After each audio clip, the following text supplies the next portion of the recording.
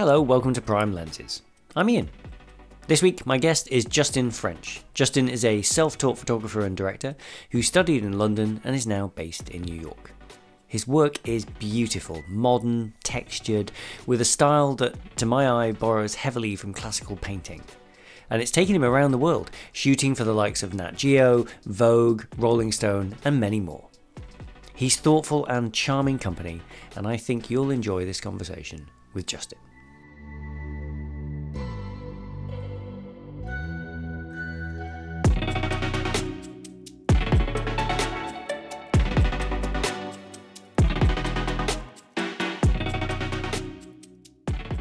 It's wonderful to talk to you. I came across your work, I think originally I saw some of your kind of like portrait fashion work, and portrait fashion work and sort of high art, like concept work, like often overlap for me in terms of I love it, but I'm not steeped in that world. My sister used to work in fashion, but it's not like circles I move in. And then when you were doing the stuff with Nat Geo, where you seem to travel everywhere around the place, I sort of saw you again. I was like, I need to reach out to this guy. I need to find out what he's up to, because he seems to be kind of like blurring distinctions between like documentary and art and fantasy work and things like that. So I guess is a good place to start, perhaps, where your work seems very obviously aware of other parts of art history. It's very literate. It takes themes, I think, that you see in kind of older paintings, like sort of like in pre-revolutionary and revolutionary America. The way it depicts people of color and different, people of different backgrounds is really interesting. And it's like you're taking that, reinterpreting it, reclaiming it, perhaps. I was curious to start there, as to that seems to come up as a recurring theme in your work. And if that's right, I'd love to hear about where that inspiration comes from, because I think it's what makes your work really stand out. I think for me, I didn't really have a traditional training in art history, but I was a student of economics and I really did sort of have a lot of friends who were like art history, styling, fashion. I've always been immersed in artistry via my surroundings, but it wasn't necessarily my sort of like direct interest. But I think once I knew I was sort of tasked with image making, I just started to kind of like draw basically on the references of things that I really appreciated. I think as a student, just going to like London Metropolitan University and studying international economics, and so being steeped in that sort of economy with a lot of other art students, a lot of their interests were going to museums, traveling to Paris and going to museums there, going to Italy and like doing all of the tours. So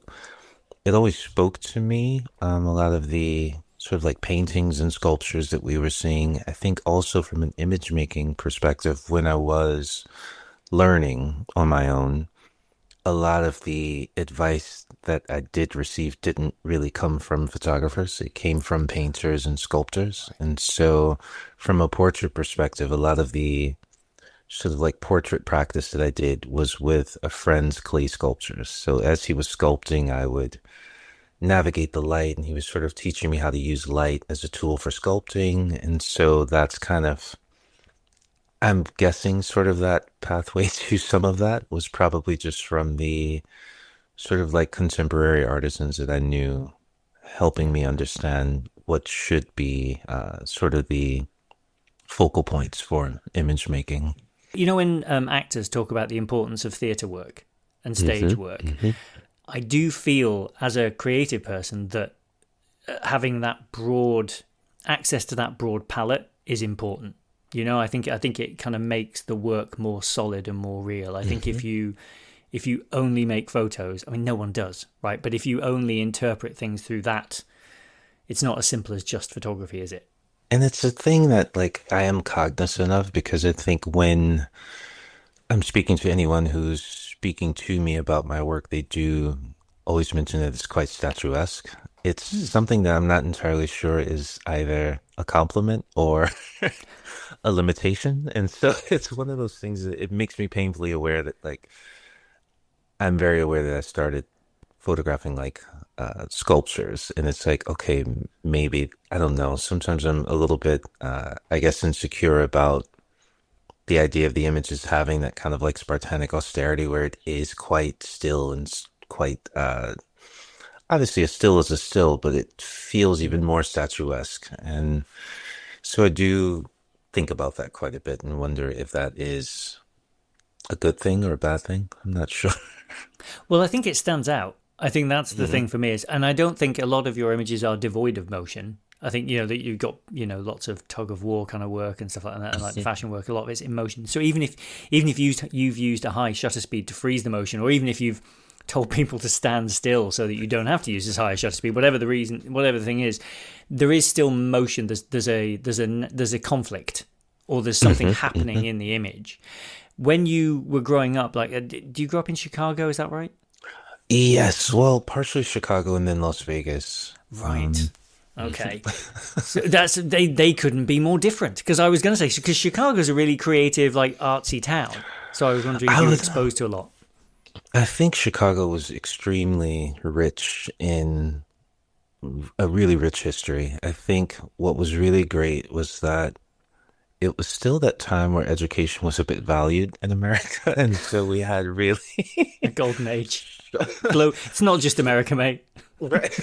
It's a global slowdown, but I Yeah. would say we had really like rich literature and English teachers and art teachers, so they would like take us to like the museums of like natural history. And so we would go to the museums quite a bit, the aquariums. And I think those were my favorite days just because it was so funded at the time. So we could really sort of get lost in it. And the professors, the teachers at that time were very dedicated to enriching us and making sure that we had like a very well-rounded sort of understanding of literature, of art history, of Chicago's history, of Hmm. the history before Chicago was established as like a major metropolis.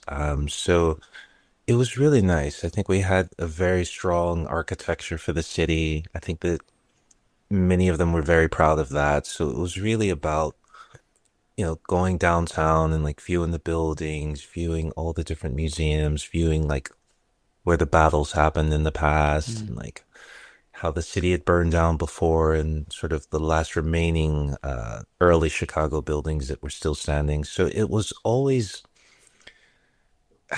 the best way to describe it. It's not like we were like masters of a specific thing, but they really did make sure that we sort of got a base level understanding of practically everything. Um, Yeah.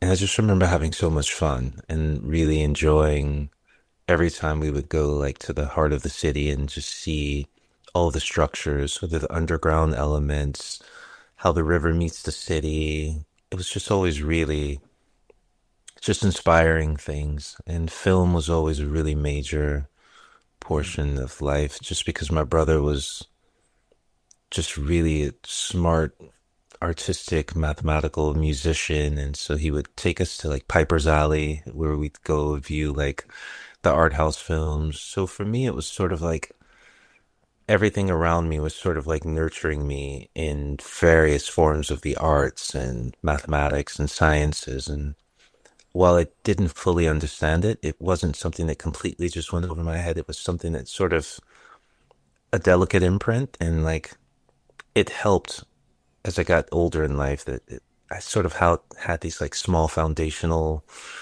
touchstones with different arts and sciences. And so it kind of didn't make it difficult for me to sort of revisit and sort of have a entry point, if that makes sense. Yeah. Vegas, I would say, was completely different. It was just sort of a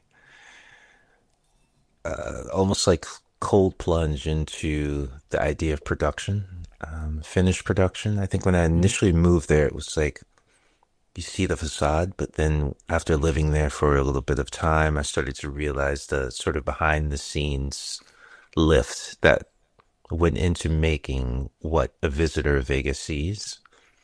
And so it was just a very like eye-opening, see behind the scenes kind of experience. When people would visit, it was really like nice to kind of take them around and show them like the final show, but like knowing, being able to see and being friends with different kids whose parents were like part of shows and part of like the flashy Vegas that we see and being able to kind of know what happens behind the scenes, which I find very interesting just in terms of like now being a photographer who is part of the production of what Right. people sort of see, in Billboard and magazine and finished products. So it's really funny how like all life experiences sort of shape and build you into, the thing that you end up doing. So yeah. I'm glad you said that because that's one of the kind of theories of the show that I have, which is that A, what we call traditionally creative and not, like engineering and science kind of in one camp, and art, I think they're the same thing. I think it's why athletes can move between sports. I think it's why I love what you were saying there about like broad exposure to different things, and then you can pick the thing up. And of course, we all know Vegas from that documentary Ocean's 11. But the love that movie. But the thing about you being broadly exposed to things then is that it feels like there's a sort of table in front of you and things that you can pick up. What attracted you to photography? Because it feels like you could have gone in a bunch of different directions. I did actually. I was a student of like international economics, so it was really econometrics and like mathematical applications of economics and worked as an analyst. I think I just never saw the arts as something that was available to me, despite Hmm. having so much exposure to it. All of the women in my family are like seamstresses and designers, and our brother was extremely creative, mathematically creative, if that makes sense. So, Mm-hmm. a physics major at the time and computer engineering, but it also gave him a lot of creativity with music production and sound engineering. He was an amazing drawer, sketcher, like just he was really talented. I just had a lot of things I was okay at. Maybe sports, I was good, track and field, basketball. I ended up studying economics and finished with that. Worked in marketing for essentially companies like Yahoo and Mm-hmm. just software as a service companies. I just happened to buy a camera out of fun. I knew growing up I had a Polaroid, which I think my mom sort of in hindsight looks back and says, you were always very, not sneaky, but like very like quiet with your Polaroids. So she was like, we always knew we could count on you to get like really good candid images. And like, she was like, you provided the images of the events because I think at the point they just stopped using them. So I was the one who would like take Polaroids of everyone and like get really funny shots of people or like really tender shots. And so photography, I think for me, was something that I looked at quite casually. I bought a camera. It was like a Canon double SL1, 50 millimeter lens, Yeah. which did not come with it. I think it came with a variable lens that I really hated. Mm-hmm. And so I ended up buying we called it like the Nifty 50. It was like Okay. $150. And so I started with that. Um, I was told it was like a very useful lens for someone to learn to sort of get their bearings. I understand that now after having used it, like it was the lens that required me to do the movement, required me to find my space and find my composition. And then I eventually, got a big boy lens, which was like a 24 by 70 millimeter, which was like part of Canon's like Mark series. I forget exactly what they call it, the L series, I think, Mm. Yeah. at the time. But yeah, it just kind of started out photographing a lot of friends who were musicians and actors and people who sought to be seen publicly, but didn't necessarily have the capital to hire what would have been like a professional photographer at the time. And so I kind of filled in that space because we were all in community and I was just practicing. I didn't really anticipate it going anywhere. It was just really fun, and I had access to so many brilliant people. Um, and so I just started practicing doing portraits at the house. I had like a little, really large scale window that was like sun facing. And so I would just do portraits in the house and play with light. And I had a friend who taught me about like Rembrandt lighting and all the different types of lighting. So we would try and emulate things that we saw. I bought like a light kit from Amazon. So for me, it was fun. I had a professional job, so I knew that to some degree I had a career. So this was just a play project that I could do that helped my friends. And like, I just got the satisfaction of being able to create things that I visualized. It was low stakes. I could experiment as much as I wanted. And the more I did it, the more people would like reach out, different musicians. Like quite early on, I did not major projects, but like major to me because people were asking me to do like their album covers and like do their submissions for like articles that they would be in. And so it gave me like almost immediate exposure in a way, in a very safe way. And so I just practiced and then ended up meeting someone who did like beauty marketing and wanted me to start doing like backstage fashion week. Mm. I think at the time I really had just kind of settled on me doing portraits for friends and not really pursuing it much further. I knew of photography and I respected it. I knew of magazines, I respected it. I think I'd met, I cannot remember the name of the photographer, but he was really active in shooting like Love magazine at the Mm-hmm. time, which I thought was so phenomenal. And he just kind of, I spoke to him. It wasn't as though I was like a hopeful photographer, like seeking advice to do what he does, but it was just really nice to meet him.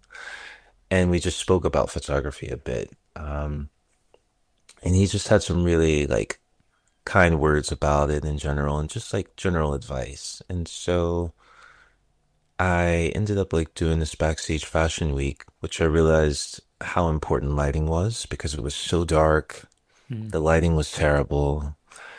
And I was tasked with like shooting the beauty, basically hair and skin while they were like being made up. So I went back there and I'm like next to Vogue and all the other publications who are there shooting, and they've got these massive rigs and setups, early ring lights that were like attached to the camera, extensive setups. They're getting beautiful imagery, and I'm just there with like my SL1 and a 50 millimeter lens, Yeah. which is great for low light. I didn't realize this until then, and so I realized if I just dialed the settings back, I could still get a clear image. It wouldn't necessarily be nearly as on-camera flash and like poppy as theirs, but it would have depth and it would feel Mm. artistic. And so that kind of became my way of doing it at the time. And so it was just really getting these like very intimate portraits that sort of felt just a lot more, what would the word be? I don't know. I think in the face of like a lot of like bright flash photography that was all quite same, mine just Mm. felt very bespoke and almost timeless in a way. And so I would do that season to season, also practicing at home, working with different sculptors. I kind of really got involved in the New York art scene at the time. So a lot of my friends were in school for, painting, sculpting, all sorts of different arts. So it was almost like I don't want to say like a cheat sheet, but I was able to kind of like learn a lot from them. I learned a lot from their studies. They would share a lot with me. I had a lot more free time. I think it was like in between jobs at the time. So like I'd had my first job and I was like getting another one. I think I ended up at Burberry at the time doing like digital marketing for the East Coast. So I had a day job, but then at night it was just like I have the secret identity that I So I just really, it was a very quiet practice, but I think after like 2 or 3 years, I ended up meeting Jimmy Moffett, who at the time was heading up Red Hook Labs, and he suggested that I apply for their group show. And from there, like, entered the show, and then it just sort of slowly became a more professional thing. I think sort of like month after month, it's like going to meet different magazines and even meeting like agencies. It all happened fairly quickly. In the sense that I was like doing gigs, ended up doing like a Vogue gig very early on, like a one pager. with John David Washington, which I think was the moment I realized, like, okay, Justin, like this, what you think is a hobby has actually now become something that you actually really have to consider. You really have to take it seriously. You don't really know studio work, and so you'll really have to adjust your practice professionally such that you have a team and have a very like viable working studio, Yeah. positioning. So it really forced me to learn extremely quickly from what was just like free hobby, into okay, I need to like turn this into a well-oiled machine. And so I think I did that in a period of like 2 or 3 years. That's amazing. What a great, and Hmm. I like the fact that you landed on something unique, because I think we've we've landed in magazines, especially back at a flash photography place, which for me is still a little bit too post American Apparel. Like, I don't like it. And about 2 years ago, the magazine I read a lot called Monocle, and they adopted it when they rebranded. It became the house style for photography. That all the Mm. photographs, all the portraits in the magazine, whether they were a more kind of staged portrait, a lot of their portraiture is going and visiting businesses and photographing the business owners and people that run the place kind of in situ, Mhm. making people stand up very straight. Well, finding, as I like to call them often, civilians, right? Talking to Mhm. civilians, going, we're going to take your picture. People immediately go very straight. They're not used to this. Like, models or people who do it a lot are much more used to it, and they just sort of, they have a way of being in front of the camera. But a lot of these people, you would see small business owners, especially in places like Japan, where they desperately don't want to offend the photographer, so they stand up pencil rod straight, and then the photographer has been told to pump out the flash at the highest setting possible. So you got really harsh. It's shot at like f16 with really harsh shadows on the wall behind them. And I was just looking at it going, there's no nuance here. There's no whimsy. There's no. Mhm. We're not playing with night light. We're just pointing the camera at someone and pressing a button and hoping for the best. So I love your what sounds like your thing, and you were accidentally. It sounds like just doing something different to everyone else. I think so. And then, no, for sure I was. There was a time when I met what would be like my lighting directors who were looking at the work as we were starting to get bigger jobs. And, the only thing I had were my previous references. Mm. And it was then that I started to learn that, my images are burned out here. It's a beautiful structure, it's a beautiful concept, but you've got to control the lighting more. So this is when I started learning about silk screens and scrims and like ways to reduce some of the harsh artifacts that come from natural lighting. And so then I started to really start to hone and craft and meticulously curate the lighting. And so I think that's one of the most fun parts is, the shooting is one thing, but sort of the kind of prescriptive lighting beforehand is Yeah. really a very fun piece. And I just really had gotten myself surrounded around really passionate artisans, gaffers, and lighters. I Mm. think they're my favorite people. I think what I've realized now in photography is what is popular because, consumer taste can really, it can be quite volatile. But I've Mm. learned to really respect the opinions of those who are steeped in the culture of actually lighting things. So now Right. when I'm shooting, I'm kind of shooting to impress gaffers and lighting Okay. directors, which I don't necessarily know if that's the most helpful thing for me publicly and financially or from a work perspective. But I think when I'm shooting, I'm really thinking about classic films like Shanghai Express and the kind of feelings I feel when I Mm. see each scene in films like that. Like, that's kind of how I want to feel when I shoot. It's like I want to feel really impressed by the lighting and the structure and the Right. composition. So that's kind of been sort of what I think has really helped me in spite of a lack of professional training or academic training in an art school. So it's been really, how can I be my best self? How can I really make this lighting something that's quite memorable and striking? Do you know the photographer Matthew Bitton? No, it's a Okay. name I feel like I've seen. Yeah, he kind of runs around the world with Dave Chappelle and Lenny Kravitz and people like that photograph, just people you might have Okay, heard of. okay. But the reason I mention it is when I spoke to him last year, he's a friend of the show, and he did a book called Paris Blues. And that's because the film Paris Blues is one of his favourite films. Um, it's Sidney Poitier and I think Paul Newman. But that's lit in a really specific way because it's trying to evoke the jazz scene in Paris in like the 30s or something. Great movie, really worth watching. Really not what you'd expect from kind of like really big names like that. It's a great movie. Um, Okay.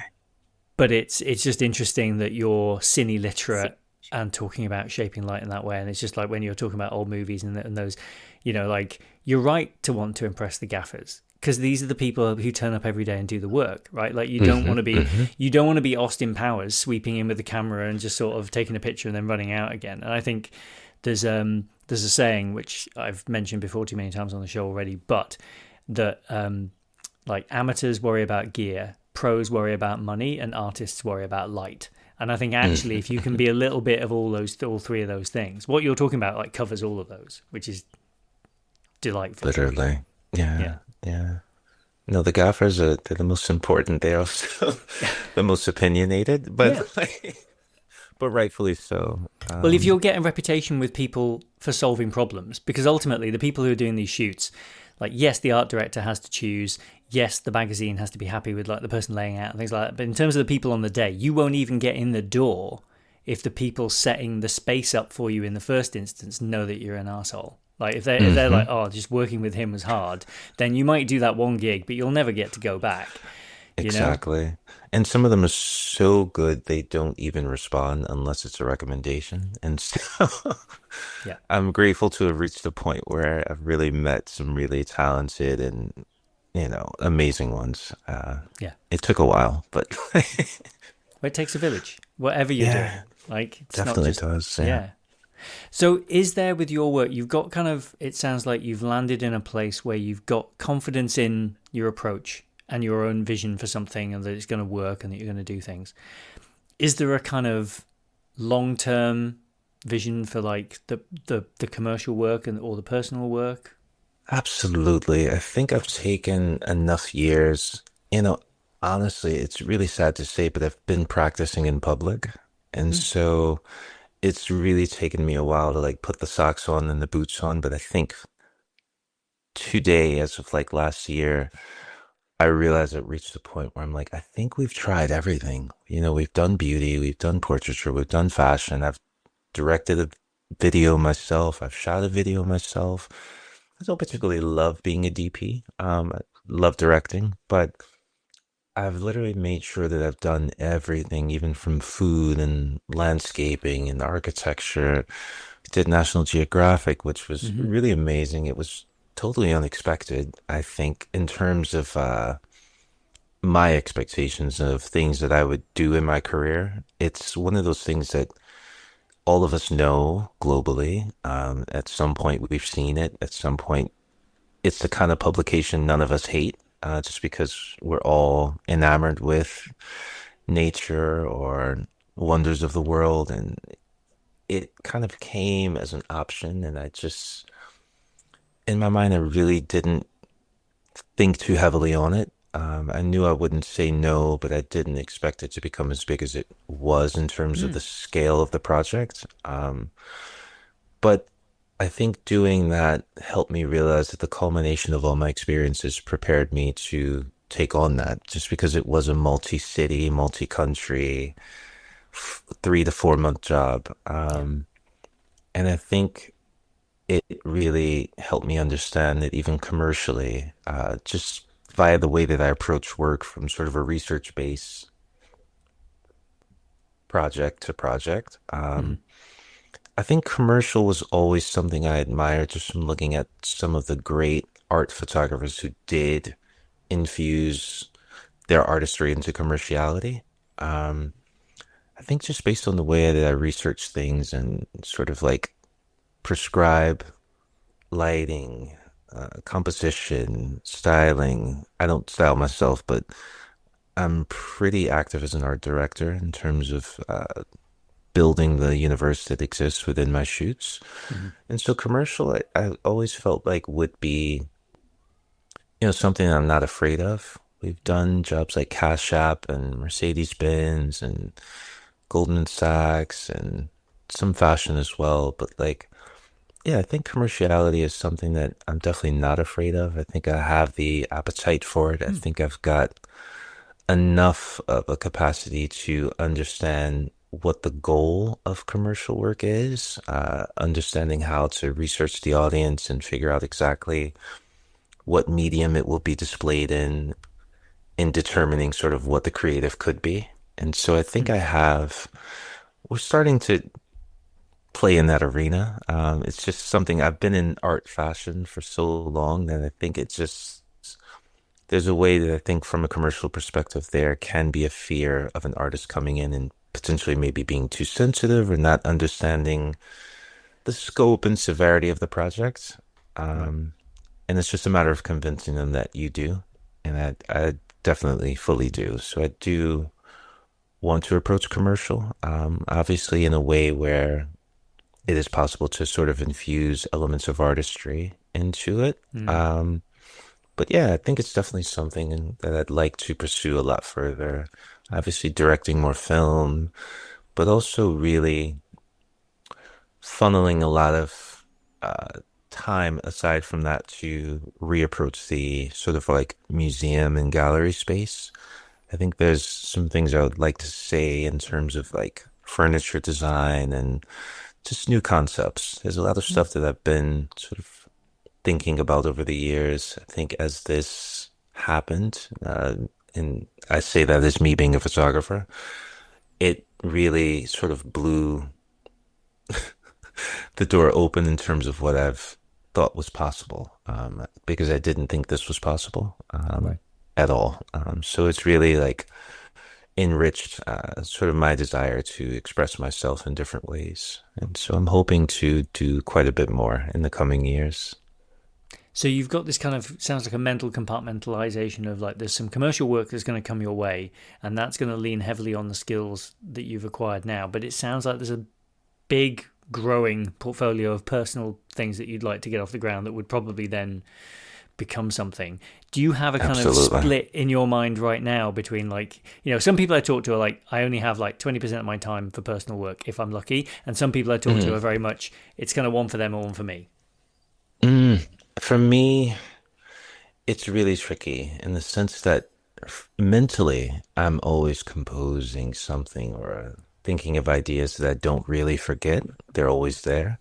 Mm. But I do firmly believe that it is very important to live life and enjoy life so that it can help hone some of those ideas and so that you have something substantial to share when you share it.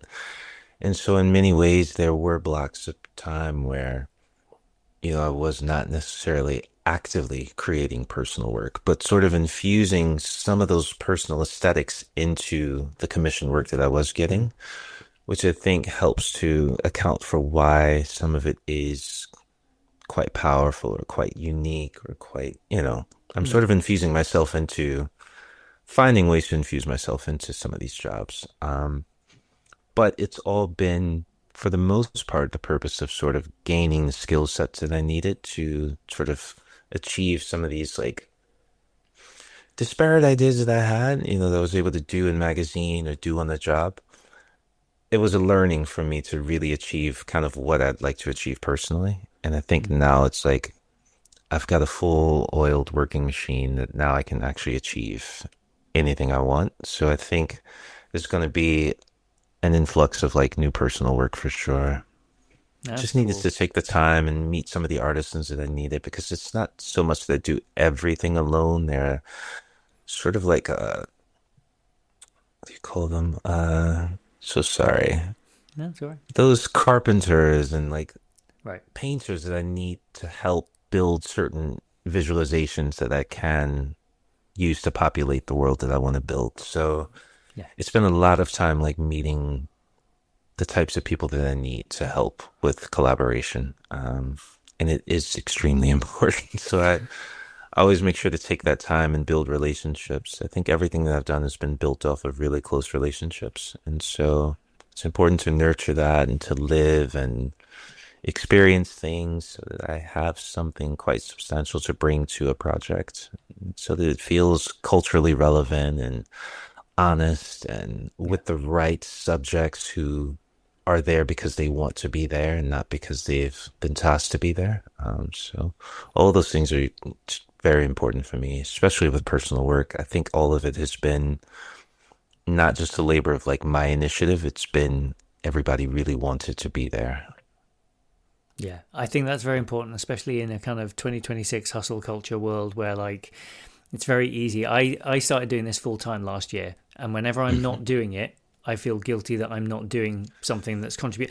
And I have to remind myself of that David Lynch thing about you've got to go out and do other stuff. You've got to expose yourself because actually that's when the good ideas come. You know, Mhm. you're watching something else, you're listening to something else, Mhm. you're reading something completely unrelated, and then you have an idea. Earlier today, I have a love of video games and was watching. There's a new Oh, Bond game. same. Yeah, well, I used to Same. work in games. First Light? Yes. So Okay. First Light comes out this week, and Oh, I wow. was watching an interview with the guy who's playing Bond, who obviously can't believe his luck because he's playing Bond in a video game that looks fantastic with a theme tune by Lana Del Rey and all this stuff. And there's a bit they just they cut to some footage from the game of toys that's laid out for Bond to use, and one of them is a Leica Q. And Oh, I'm wow. so I've contacted IO because I'm like, how does like why? There's got to be there's an interesting reason now. I'm curious from a kind of what the story is. Like you've made up Hmm. phones, they've made up all sorts of stuff, but like it had to be an Aston Martin and it had to be a Leica Q. And I'm just curious. I'm Mm. assuming it's a Greg Williams connection if you know I Greg's work, let's see. because No, Greg did the not behind the scenes stuff on Bond for all of okay. Daniel Craig's run, and they did a limited edition Leica Q, which was a Daniel Craig, Greg Williams black and gold. I So I'm see assuming there's something like that. that connection. I'm assuming, but yeah, I don't know. That's really It's cool. fascinating. Yeah, it's And the really cool. game looks amazing. I love the sort of Doesn't like it? situational Yeah, decision making that you can do. So I'm yeah, looking forward to it. yeah. It does look really Yeah, really I'm good. also a heavy video game fanatic. I need it. I think sometimes it helps me Mm, escape my mind and yeah, sort of dream a little bigger. yeah. I've had guests on the show because there's a fair few games with like photography modes in and things like that as well, and it's I like that gets built in and kind of like you can play with the scene and I've had a lot of fun kind of chopping up video clips of Fortnite runs and pausing Hmm. those and making photos. During the pandemic, I was taking photos in So Fortnite. Um, Me and my brother, yeah, it's good. I was recently doing it in Ghost of Yotai, that game. They have a really Oh, nice photo mode. It's really beautiful. oh, that's brilliant! Yay! Well, I was sending links to before we were talking. I was sending Misson Harriman, who's also a former guest of the show. I was sending him pictures of look because we were chatting earlier today. He's a big games fan as well, so it's always nice when that comes up. Yeah, for sure. I feel like it's a rare hobby these days, despite it really not being. I think people are just afraid to admit it, ultimately.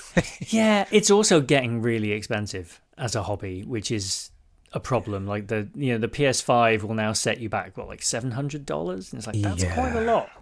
And apparently the new GTA is going to set a new precedent for game prices, which I think will have it somewhere like 90 to Hmm. 100, which is terrifying.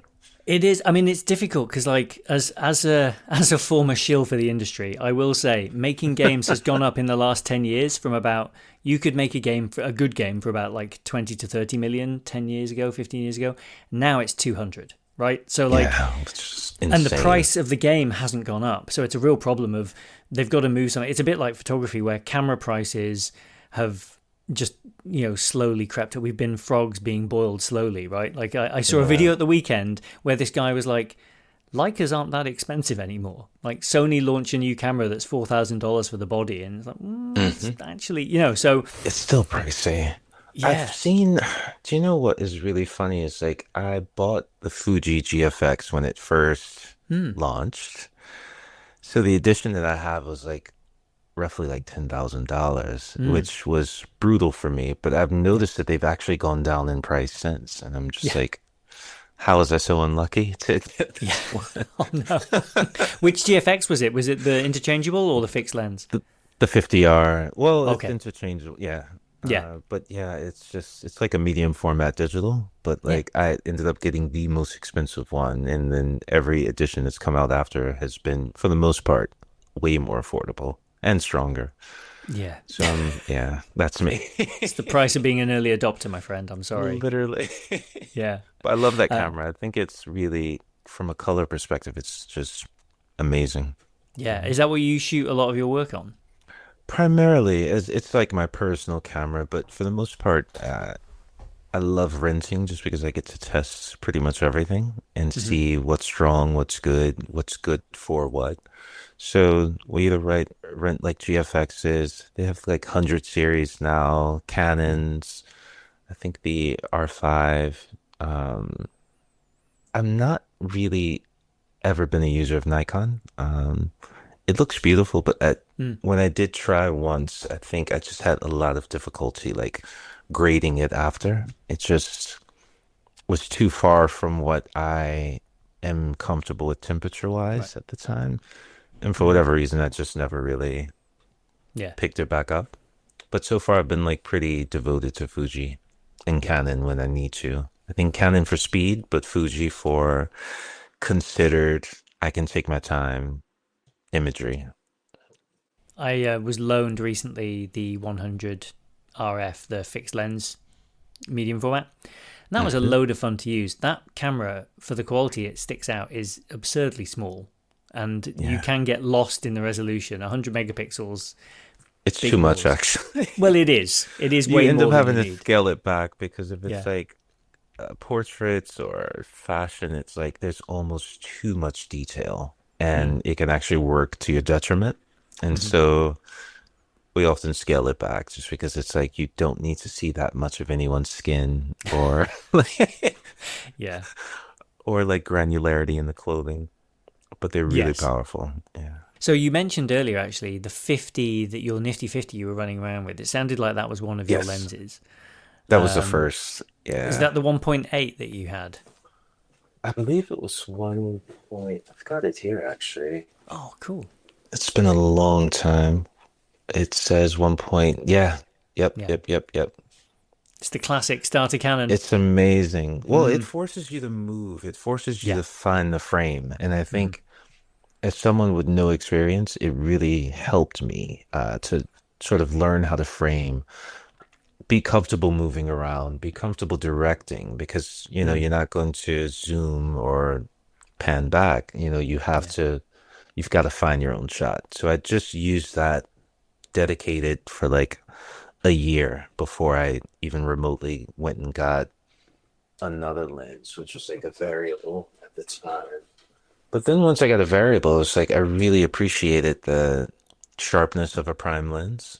Hmm. And so it really set this almost like negative precedent in my mind about variable lenses. That was until like I got into like Fuji and realized that like Yeah. it doesn't mean that they can't be crisp. They can be amazing. You just have to spend a little bit more money.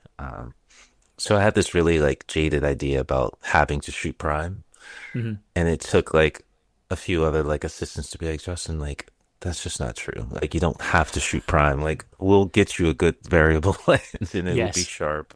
It'll be Yeah. beautiful. So I'm very stubborn in the sense that once I find a tool I like, I can Hmm. really just become married to it and Oh, yeah. try to achieve all things with it, as opposed to like using something that's built for the thing I want to try. So Yeah. I'm learning how to like not be that stubborn and like try new things. It's difficult though because I think I've encountered many humans, myself included, and we stop when it works, and we Hmm. don't stop to think. I mean, recently, and I wrote about it in the newsletter. I spent a morning, and it probably wasn't even a whole morning. It was probably like an hour or so tops. I edit the show using Audacity, and I created macros so that once we've had this conversation, I can copy the two wave files that it makes, and I can hit a button, and it will paste them in and do all the standard post processing I do as a starting point, right? For like the episode, it does the compression and does all this stuff, and then I go through and edit. And I turned that into a macro, and my life has been just infinitely better since. And that Pleasant. time, yeah, but I could have every time I did it, it was only a couple of minutes every time I did it. Mhm. But also, I do 52 of these a year minimum. Yeah, automation is So, key. Where yeah, you can. yeah, just the stuff, it gets out of your head. And actually, Hmm. from what you were saying there, and from what you said earlier about like this started in a state of play where you could just enjoy and freestyle and experiment. Have you had to hold on to that, or have you just been able to like quite naturally hold on to that? It's essential. I think it's just sort of built into like the foundations of my practice in general. Mm, It's funny how I think because I started out still free and still free to experiment, it's still just at the base of my mind at the start of every project. I think there are times when I speak to other photographers over the years who like maybe had their start in commercial and have desired artistry and desired like the fashion. And I'm always just like, oh wow, like it's completely different from me because I started there. It's not a thing I seek to gain because it's already sort of built in. So mm, even if I did commercial, I have no fear of losing myself because right. it's the approach is so different from a base.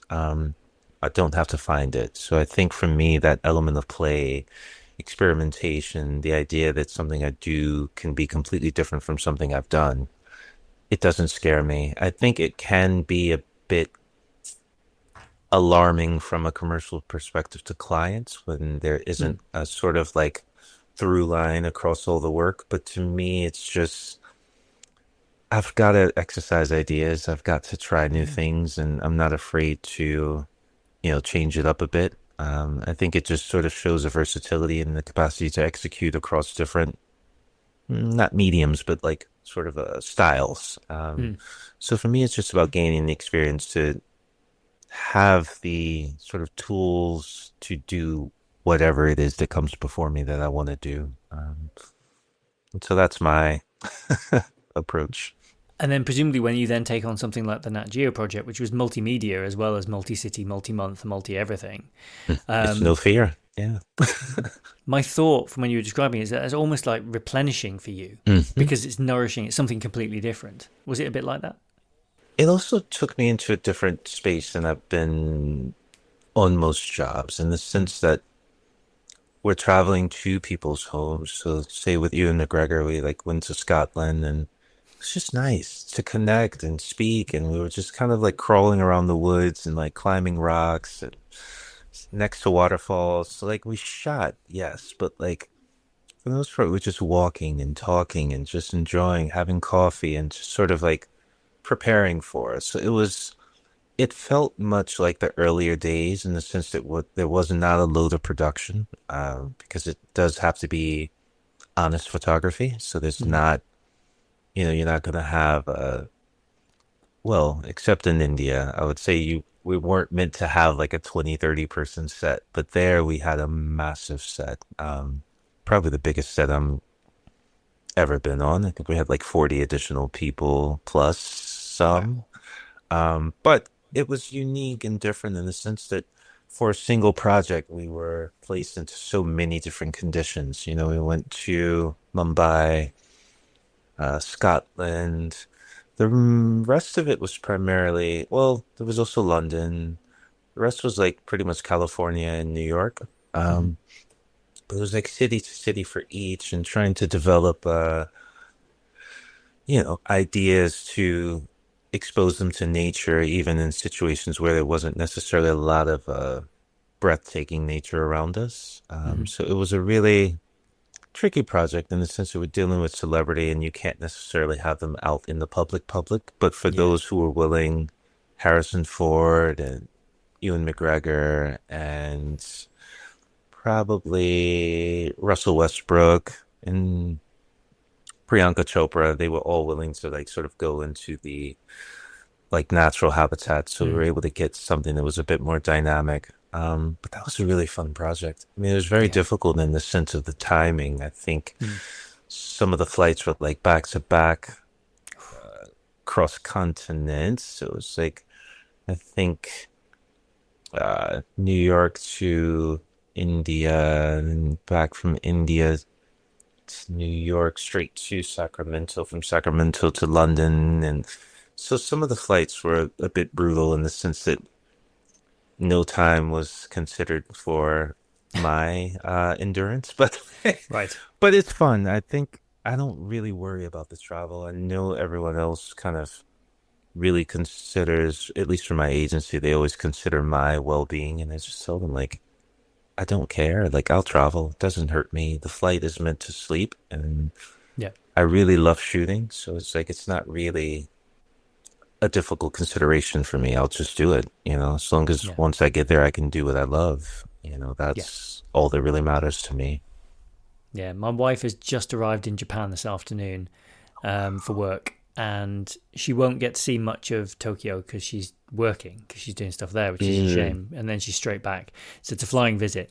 But I was saying to her, I was like, we were chatting back and forth, and I was like, although you're tired and it's a long way, there will be a time, a couple of decades from now, when you'll look back and you won't even really be able to believe you got to do all these things. I look at the places I went with games. We did brutal cross country trips to the US where we'd land in San Francisco and then basically across a week, by the end of the week, we'd be in New York with Oh stops in wow. between. And there's just no good way to do that coming from the UK. You either go east to west or you go west to east, but it sucks both ways. You still. I did my first West Coast to London. I've never done it. I'm so used to the New mm. York Mm. Yeah,4 to 5 hour. it's great. Hop. I hated flying from California. Like Such a long way. it's too far. And London is so second home for me. It's just like it's Yeah. too far to basically be going what feels like back home. So Yes. Yeah. it's a yeah, but honestly the travel is amazing. Even Mm. I don't get enough time in any place that I go, but I think just because of the nature of the work we're doing, Mm. somehow you always get these like brief moments to enjoy it. Like we went to Florence for a job, and I've been to Florence before, but it was also just like a day trip on foot, like in the late Mm-hmm. 2000s. And so I didn't really have a adult capital to really Sure. like navigate the city. So it was just like a bus tour, and then we walked a little bit. But like this last time we went, I think we had like 2 or 3 days free, and like me and my friend Sam, we just like biked the city, which is something we normally don't do, but like it's like let's just get bikes, and we actually just biked and got to see the city and just like went across the canal and like into all the different districts, and like Mm. it's very important to at least try and see. I think even there we weren't able to get a direct flight back Mm. for me, so I ended up having to like take the train to Rome, and it was just like you have to take those moments to really just like see the environment that you're in, see how it differentiates from your Yeah. home environment, just sort of see.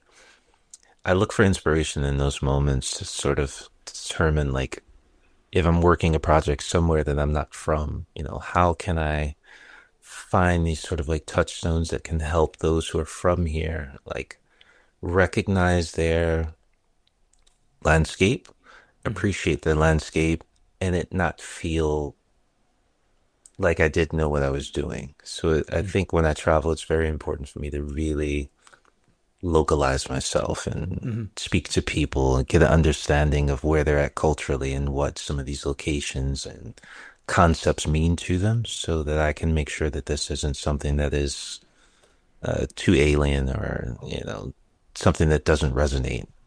So with travel, God, I'd love to go to Tokyo. I've been really trying for the Mm. past like 3 years, but I think she's going to enjoy it. At least the food will be Yeah. amazing. You know? Yes. Yes. I've been a couple of times, always thankfully on someone else's dollar. So that was always a great way to get to Japan. But yeah, Japan's amazing. You must go. Like it's a super cool place. The people are awesome. The food, as you say, is incredible. Yeah. Yeah, and they have. It's funny. It was the first. I think it was the first place like it opened one of their own stores, and the store apparently in Tokyo has like these incredible hidden cupboards. So it's designed with like Japanese styling in mind. So all the cupboards are kind of hidden cupboards, and they didn't just build a German camera shop, but in Tokyo, like they've localized in the same way that like the New York store feels very New York, and all that good stuff. So yeah, Met- it's really fun. Meticulous attention to detail. It's important. Imagine that in hmm handmade things from Germany. Like, who would have thought? hmm So we've touched on a couple of lenses. Because I get in trouble from listeners sometimes if I don't get to all of them. So we've done two. It sounds like. Is there a third? Yes. Yes. It's also back to my basics. So it Yeah. actually is a Fujinon 50 millimeter, which Oh, isn't nice. actually 50 millimeters. I think it works out to be, uh, I forget the translation from medium format to what would have been like a DSLR. I think it's probably about a 35-ish. If it's a 50, Roughly. roughly. Yeah. I've had to, it's, 50 in name and 50 in my mind, but it has Mm. required me to really reshape how I shoot with it as well. Yeah. But I love that. And there's a new one that we've been using. It's like a 40 to 100 that like Oh. I'm practicing because typically it is quite not so much of a wide angle for me. So I'm really Mm. expanding things more recently just to sort of like stretch the picture a bit more, fit more information in. I think ideally what my goal is just to have like sort of multiple scenes within a single frame. And so practicing ways on using wide angle in a way that doesn't feel quite typical. So just building more narrative in the story for personal work. The thing that immediately pops into my head is kind of Last Supper sort of style scene where it's like wide but not too Exactly. wide, and there's lots of things going on. Sort of a little And bit like Martin Parr. disparate scenes that like connect in their own way. I think with Yeah. the sort of how we mentioned that rope pulling thing, the idea initially was for it to be single frames that connected all the way through, but it was just very difficult to pull off and was going Yeah. to require way more retouch than I'm comfortable with. Mhm. So we ended up just sort of capping it at like a double page Mhm. pull to pull. Yeah. But yeah, the goal is to, capital is always a difficulty, and like sometimes the intention of the shoot is not necessarily the intention of my creativity, and so we have to find ways to like bridge those two. There are Mm. times I'm like, okay, Justin, you're going too far. This is not what this is meant to be about. So like, let's scale back and actually give sort of the, attention to the brief that we were actually hired for. So This is where you need your alter ego French Gold. And you can rock and literally, you can right. say, look, this wasn't me. Do you know how like some people, famous people sometimes have a fake assistant, which is actually just a Mhm. different email address.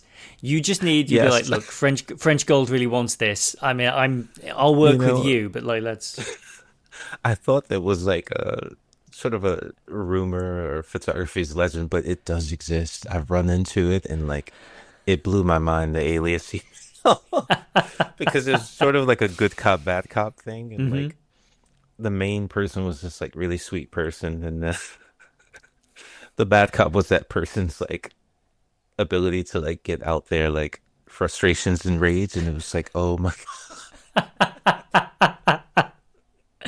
Yeah, it's very Devil Wears Prada out there. I was at a photo festival recently, and I met a photographer named Ruben, a guy who lives in Glasgow, and he said he was telling a story over lunch one day where he has this thing that he sometimes does when the models arrive at the studio, he'll pretend to be an assistant photographer of some sort, or he's just there, and he'd be like, "Oh, have you guys worked with this guy before? Oh, I've heard he's a bit of and then and so they'll get ready, and then he'll come out and he's the photographer, and it's like it's like, he's just hey, yeah, he's just having so much fun with it, and he's done it for so long. He's just like, what can I do to keep myself interested? I suppose. it's funny. Like I don't even have to do that. I think when I'm on set, I don't know if I'm just not like other photographers, but like the assumption is that I'm always someone else. I think even with Nat Geo, someone was asking if I were like the art director there, and I was just like, no, like I'm the photographer here. But it's God, always funny, like it's never the expectation that I'm the photographer. It's like maybe you're the model, maybe you're the art director, maybe you're this, and I'm like, no, I'm actually the photographer. And they're like, oh wow, that's amazing. And I'm like, it's my gaff, yeah, man. This is my gig. Do we go full circle? There was a photo of Barbara Broccoli when the Broccolis still owned Bond. there was a photo of Daniel Craig on set talking to Barbara Broccoli, and the caption was something like Daniel Craig talks to a woman on set or whatever. And it's like someone very annoyed pointed out on social media, it's like, no, Daniel Craig talks to his boss. Like, he's not in charge of the film. He's the talent. Like, he turns up and he stands where they tell him to. Literally. But what I love about set is that if it's done what I would consider properly, everyone is sort of on equal footing. Yes. Everyone is equally as, important and responsible.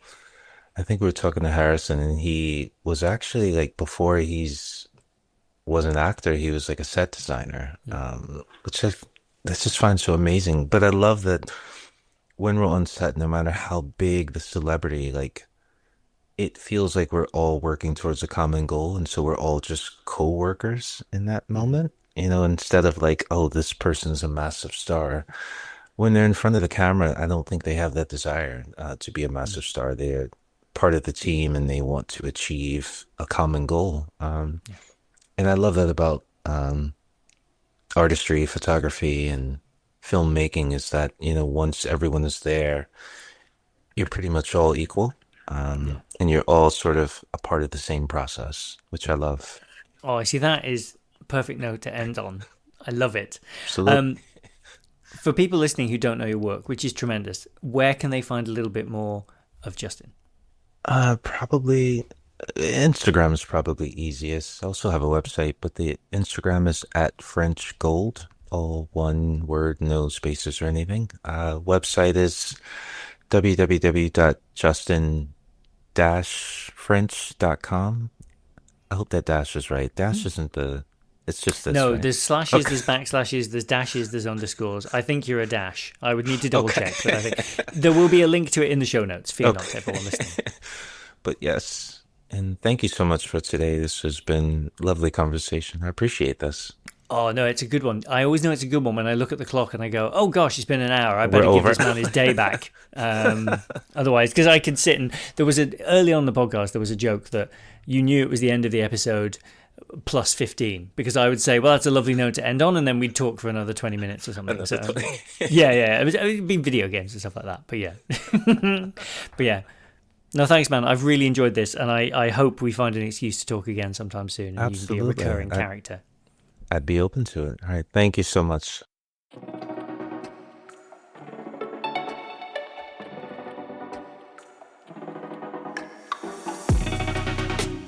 A very big thanks to Justin for being on the show. I really enjoyed chatting to him. I hope I have an excuse to talk to him again soon.